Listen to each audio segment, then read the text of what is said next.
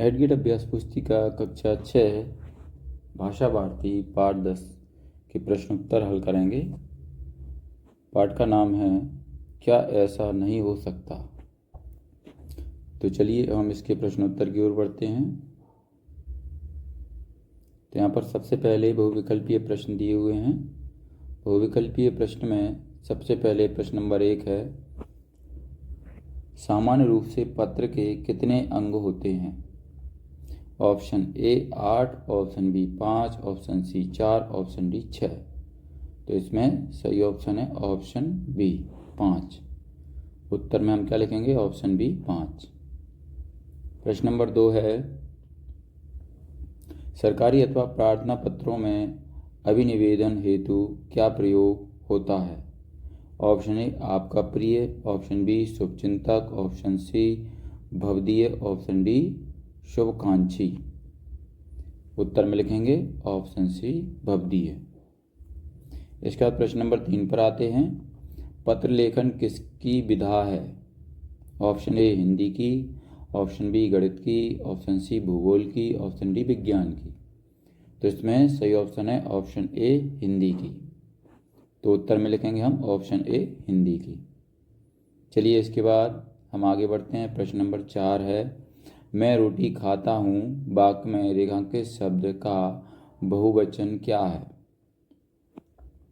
रेखांकित शब्द कौन सा है? रोटी। तो इसका बहुवचन ऑप्शन ए रोटों, ऑप्शन बी रोटे, ऑप्शन सी रोटियां, ऑप्शन डी रोटियां। तो इसमें सही ऑप्शन है ऑप्शन सी रोटियां। उत्तर में हम लिखेंगे ऑप्शन सी रोटियां। इसके बाद प्रश्न नंबर 5 है, लोक विश्वास पर आधारित लोक प्रचलित उक्त को क्या कहते हैं? ऑप्शन ए पहेली, ऑप्शन बी कहावत, ऑप्शन सी मुहावरा, ऑप्शन डी लोकोक्ति। तो इसमें सही ऑप्शन है ऑप्शन डी लोकोक्ति। उत्तर में हम लिखेंगे ऑप्शन डी लोकोक्ति। इसके बाद चलिए हम आगे बढ़ते हैं। आगे दिया है, नीचे दिए गए शब्दों में से उचित शब्द चुनकर रिक्त स्थानों की पूर्ति कीजिए। तो यहाँ पर ये कुछ शब्द दिए हुए हैं, इनमें से सही शब्द चूज कर हमें रिक्त स्थानों की पूर्ति करना है। शब्द कौन कौन से हैं? कर्ता, मित्रवत, अनौपचारिक, कर्म, आदरणीय, भवदीय, ईमेल, वास्तविक। तो ये शब्द दिए हुए हैं, इनमें से सही शब्द छांट कर नीचे खाली स्थान है उनमें लिखना है। तो चलिए प्रश्न नंबर 6 है, आप अपने मित्र को खाली स्थान में लिखेंगे अनौपचारिक। ये वाला अनौपचारिक कहाँ लिखेंगे? खाली स्थान में अनौपचारिक पत्र लिखेंगे। इसके बाद प्रश्न नंबर 7 है, वह खेल रहा है वाक्य में अकर्मक क्रिया है क्योंकि क्रिया को खाली स्थान में क्या आएगा? कर्म, कर्म की आवश्यकता है।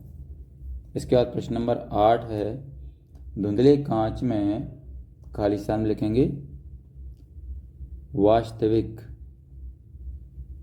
तस्वीर छिपी है। प्रश्न नंबर 9 है, वर्तमान युग में संदेश खाली स्थान में आएगा ईमेल द्वारा भेजते हैं, ईमेल द्वारा भेजते हैं। इसके बाद प्रश्न नंबर 10 है, अपने से बड़ों को पत्र में खाली स्थान में लिखेंगे आदरणीय लिखा जाता है। तो यहाँ पर ये हमारे खाली स्थान पूर्ण हो चुके हैं। अब हम आगे चलते हैं। आगे है अति लघु उत्तरीय प्रश्न। अति लघु उत्तरीय प्रश्न में प्रश्न नंबर 11 है, औपचारिक पत्रों का उपयोग कहाँ कहाँ किया जाता है? तो उत्तर में लिखेंगे सरकारी कार्यालय, कोर्ट कचहरी, तहसील, कलेक्ट्रेट कार्यालय, ग्राम पंचायत, स्कूल, कॉलेज आदि। यहाँ पर क्या होता है? अनौपचारिक पत्रों का उपयोग होता है। इसका प्रश्न नंबर 12 है, पत्र के सामान्य अंगों के नाम लिखिए। तो उत्तर में लिखेंगे नंबर 1 पत्र लेखक का नाम, पता, दिनांक। दूसरा है संबोधन और अभिवादन। तीसरा है विषय वस्तु और चौथा हस्ताक्षर। पांचवा है पता। तो ये हमारे पत्र के सामान्य अंग हो चुके हैं। इसके बाद चलिए आगे हम प्रश्न नंबर 13 पर आते हैं। प्रश्न नंबर 13 में दिया है सकर्मक और अकर्मक क्रिया वाले एक एक वाक्य लिखिए। तो उत्तर में हम लिखेंगे सकर्मक क्रिया सीता खाना बनाती है और अकर्मक क्रिया सीता रोती है। ठीक है, इसके बाद हम आगे बढ़ते हैं, प्रश्न नंबर 14 पर आ जाते हैं। प्रश्न नंबर 14 में पूछा है मेहमान के घर आने पर हम क्या छिपाने का प्रयास करते हैं। तो उत्तर में हम लिखेंगे फटे पुराने कपड़े, सोफे, चादर एवं धुंधले कांच आदि। चलिए हम आगे चलते हैं। अब हमारे सामने लघु उत्तरीय प्रश्न आ चुके हैं। लघु उत्तरीय प्रश्न में प्रश्न नंबर 15 है निम्नलिखित को कौन सा पत्र लिखेंगे। ऑप्शन ए माता और पिता को, व्यक्तिगत पत्र, अनौपचारिक पत्र। बी नंबर का है प्रधानाध्यापक को, शासकीय पत्र, औपचारिक पत्र। सा जिलाधीश महोदय को, शासकीय पत्र, औपचारिक पत्र। चलिए हम आगे बढ़ते हैं। आगे दिया है सरपंच को शासकीय पत्र, अनौपचारिक पत्र।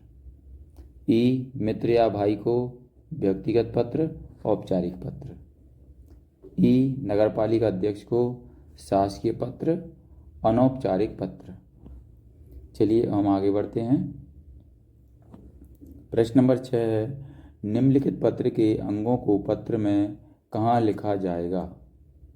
आ पत्र लेखक का नाम, पता व दिनांक। खाली स्थान में लिखेंगे पता, दिनांक दाएं और नाम बाएं ओर। और बा में अभी निवेदन व हस्ताक्षर कहाँ होंगे, पत्र के अंत में दाईं ओर होंगे। इसके बाद प्रश्न नंबर 17 है आपके घर में आने वाले पत्रों के बारे में 3 वाक्य लिखिए। उत्तर में लिखेंगे नंबर 1 घर में व्यक्तिगत और शासकीय पत्र आते हैं। नंबर 2 घर में बधाई पत्र आते हैं। नंबर 3 घर में व्यावसायिक पत्र आते हैं। इसके बाद प्रश्न नंबर 18 है चेहरे पर आभाओं की धुंध छाई हुई है, वाक्य का क्या अभिप्राय है। तो उत्तर में लिखेंगे प्रत्येक मनुष्य के चेहरे पर कर्मों के अंधकार की छाया छाई हुई है। यहाँ पर कर्मों होगा।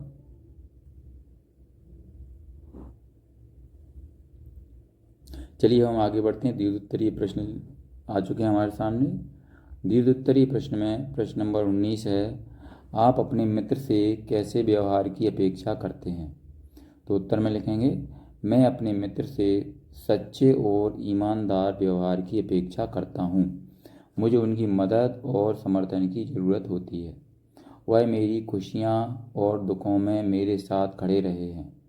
उनके साथ बातचीत में सच्चाई और समझदारी होनी चाहिए। चलिए इसके बाद हम आगे बढ़ते हैं। प्रश्न नंबर 20 पर आते हैं। अपनी बड़ी बहन को पत्र लिखकर अपने अध्ययन के बारे में बताइए। तो उत्तर में लिखेंगे नई बस्ती, भोपाल, मध्य प्रदेश। आदरणीय बहन जी, मैं यहाँ ठीक हूँ और आशा करता हूँ आप भी वहाँ पर अच्छी होंगी। मेरी पढ़ाई सुचारू रूप से चल रही है। मैं प्रतिदिन 10 घंटे पढ़ता हूँ।